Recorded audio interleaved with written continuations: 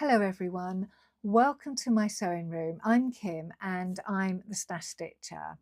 In my video today I'm continuing with my McCall's 8121 jacket. So just to recap, in my video yesterday I took you through my thought process when I first start working on a new garment. So I took you through things like the pattern envelope, sizing, the pattern instructions, pattern pieces, fabric lining, notions, all the sort of stuff that I do before I actually start stitching and what I'm thinking about whilst I'm preparing to make my garment. So today's video it's not so much a sew along, but it's just me following the pattern instructions, and then when I hit an area that I'm not happy with or I don't particularly like the technique used, or I want to try something different, this is where I'm going to put in a piece of video where I take you through a technique. So I've been working diligently through the instructions and I've got to the Welt Pocket. Now, when I was looking at the Welt Pocket initially, I didn't particularly like how they did the Welt Pocket in the instructions, so I've decided to swap it out.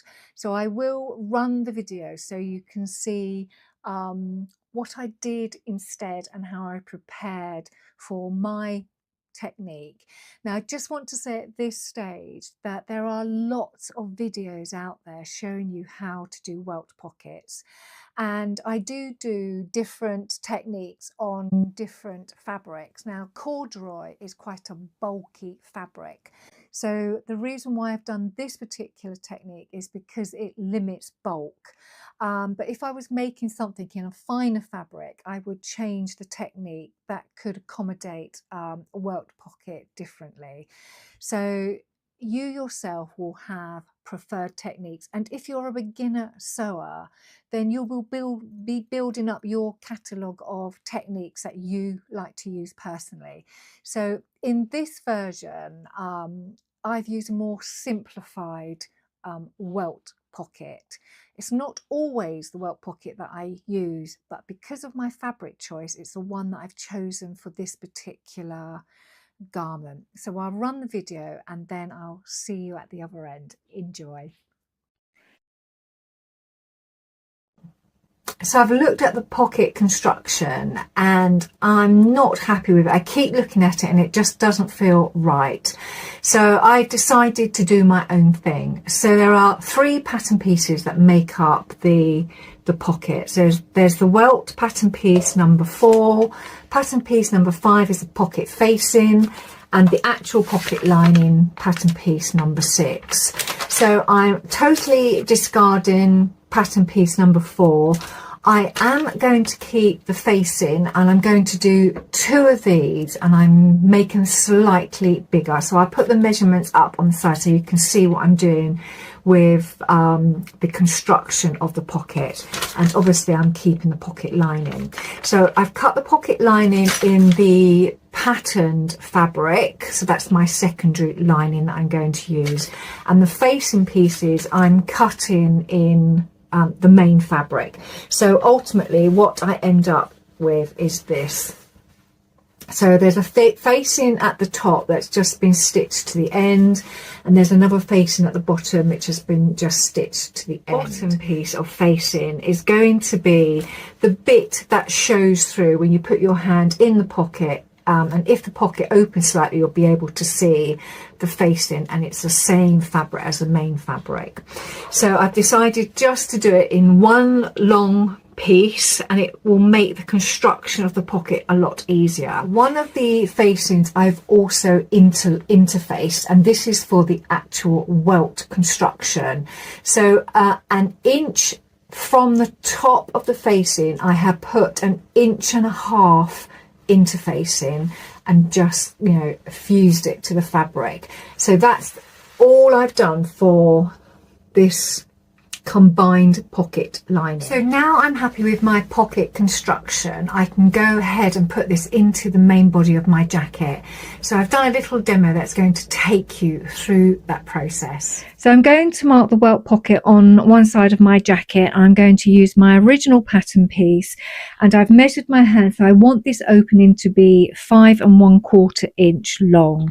So I'm using a chalk pen. I've got my original pattern here, and I'm just laying it down. I'm just marking the end of the welt, and as it comes out, the pattern there. And then I get my ruler. So that is going to be 1/2 inch, because that's the measurement of the welt pocket, 1/2 inch. And then I want pocket to be 5 1/4 inches long, so it's there.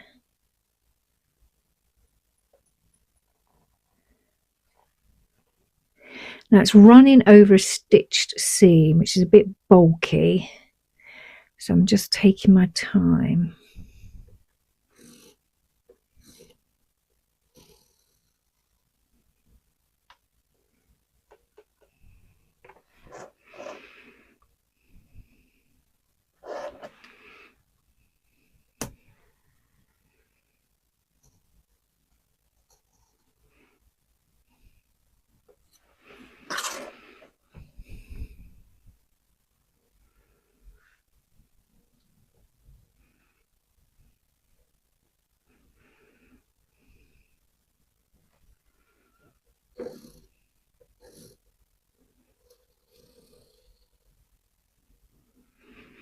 Right, so that's my marked pocket. So what I'm going to do now is I'm going to actually stitch around this rectangle.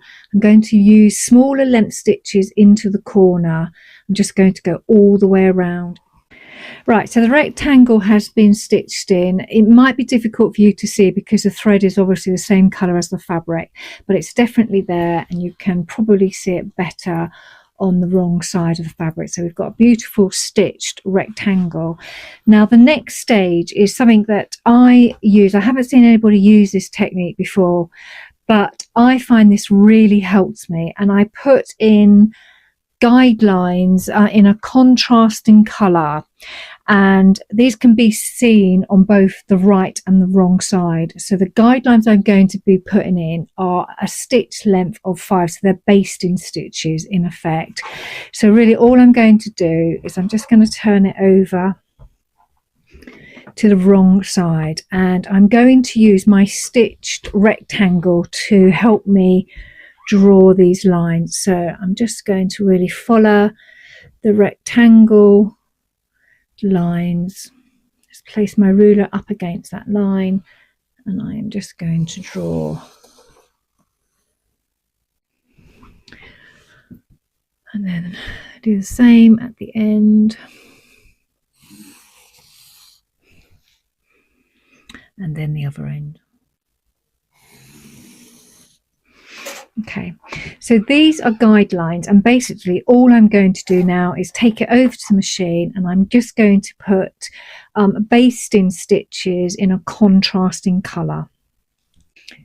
So here you can now see the basting lines quite clearly, and the nice thing is you can see them from both sides, so this will really help you put your pocket in and be able to see where you're positioning everything. So we're going to now insert our pocket lining onto the right side of our jacket. So we have our lining here that we've already prepared. But what I've done in addition to that is I have drawn the welt pocket. So when I was marking this welt pocket onto the front panel, it was 5 1/4 inches long by 1/2 inch deep. So I've done exactly the same on here. So where I've got this interfacing at the top, and the interfacing, as I mentioned before, has been adhered an inch down from the top. And all I've done is I've drawn my first line across, you know, maybe about 1/4 inch down, and then I put the rest of the lines in. So I've made sure that the rectangle at the top is 5 1/4. We have an half an inch down, and obviously it becomes a nice even rectangle. And I've drawn the lines down and right to the edges of that facing, because what I want to do then is to use those guidelines and position my facing so it is in alignment with those guidelines. So there we have it. Okay, so the guidelines have helped again. So what we do now is we just pin that facing to the front, and I basically just find the corner of that rectangle, go through, and I find the corner of my guided lines, and then I just pin it. And the same goes for the bottom corner. Find my corner, just make sure it matches to the guided lines underneath.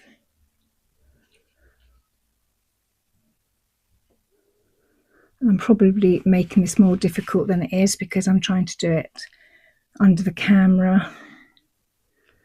That's that.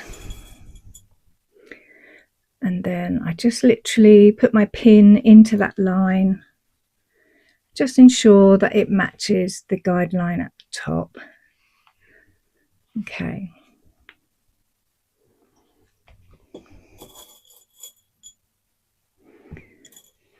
And then into the corner again, matching the corner of our guided lines.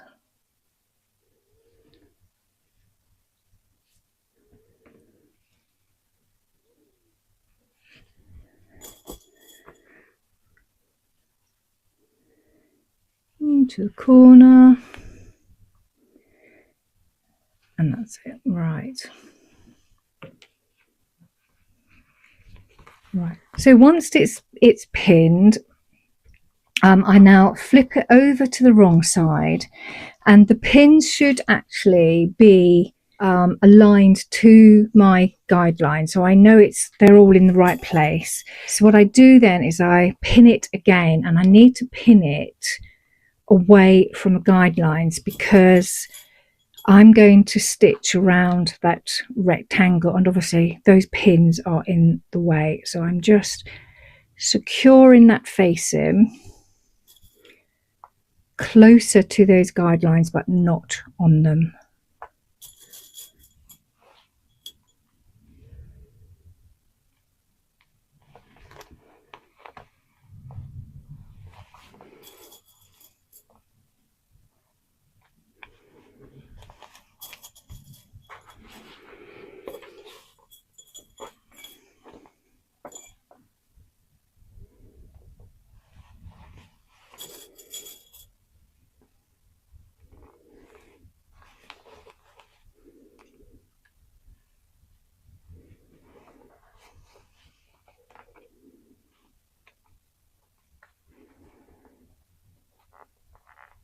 Okay, right, so now that's been pinned, I can remove the pins from this side,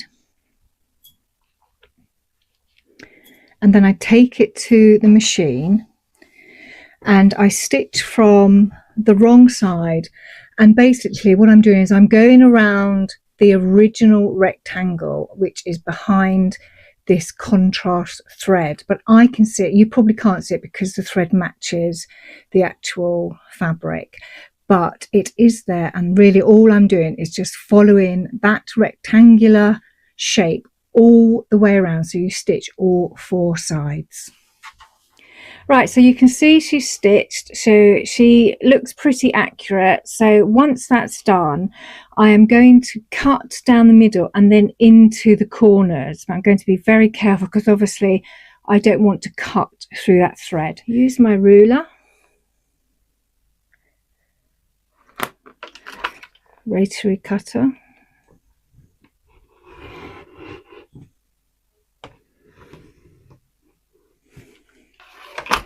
Okay, and then I'm going to get a pair of sharp scissors and cut into each corner. Just take my time.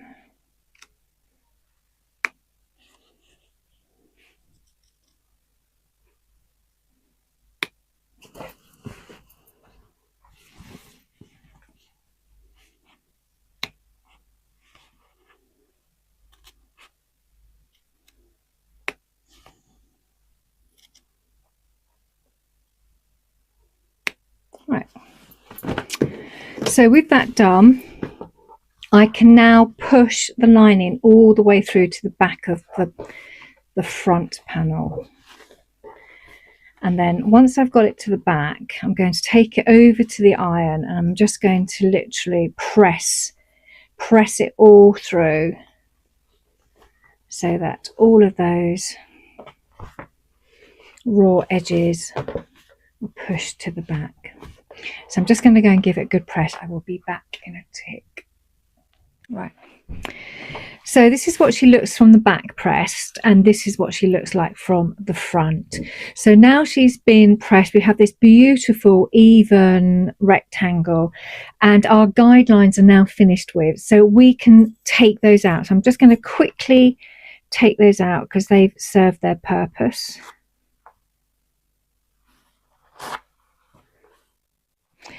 Right, so now it's been pulled through and pressed. What I need to do is we need to turn it to the wrong side and create our welt. So this additional piece of fabric here is going to give us our welt bit that sits at the top of our pocket. So basically we're just folding it to fit into that empty space. Okay. I'm just going to pin it temporarily, and then I'm going to take it over to the iron and just give it another good press.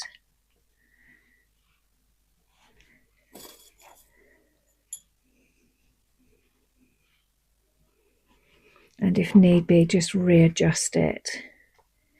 Because what we want it to look like is we want it to look like that, nice and flat. So I'm just going to go and give it a good press, and then we're going to talk about stitching. So here you can see she's beautifully pressed. I've probably over pressed her because I want to get a crisp sort of finish to that opening. And I know once she goes in the wash, she will all fluff up. But at the moment, it's just getting this pocket nice and sharp so I can continue with my stitching. So that's what she looks from the right side. From the wrong side, you can see that she has been the lining, the opening, sorry, has been pressed up at the top and pressed down at the bottom. And then we have the welt that's been ironed in, not secured at this stage. So we're going to do that. So first of all, I will take her over to the machine and I will stitch across this area here to secure that welt in place, and I'll do the same on the other side. So I'm just securing down the facing and the welt pocket. I'm not touching any of this main fabric here. So once I've done that, what I'm then going to do is I'm going to stitch all the way around the pocket in the same coloured thread as the fabric. And I do that because this fabric is quite bulky, so I'm doing it to condense the fabric down, because when I come to top stitching it, it just makes it easier to go over that thread, because it's just guides the thread around the pocket. So first of all, I'm going to stitch around in thread the same color as the fabric all the way around, and then secondly I'm just going to top stitch from the sides and the bottom to finish the pocket off. So that's the pocket now top stitch. So the front of it is finished. So all we need to do is move to the back and close up this lining. So bring the lining so it joins at the top, and basically all I'm going to do is just stitch all the way around. So obviously I'm going to do this away from the main fabric. So I'm just going to stitch this side, the top, and then the other side. Also wanted to mention the size of this pocket lining, because once she is stitched and finished, this part of the band at the bottom will probably be folded up.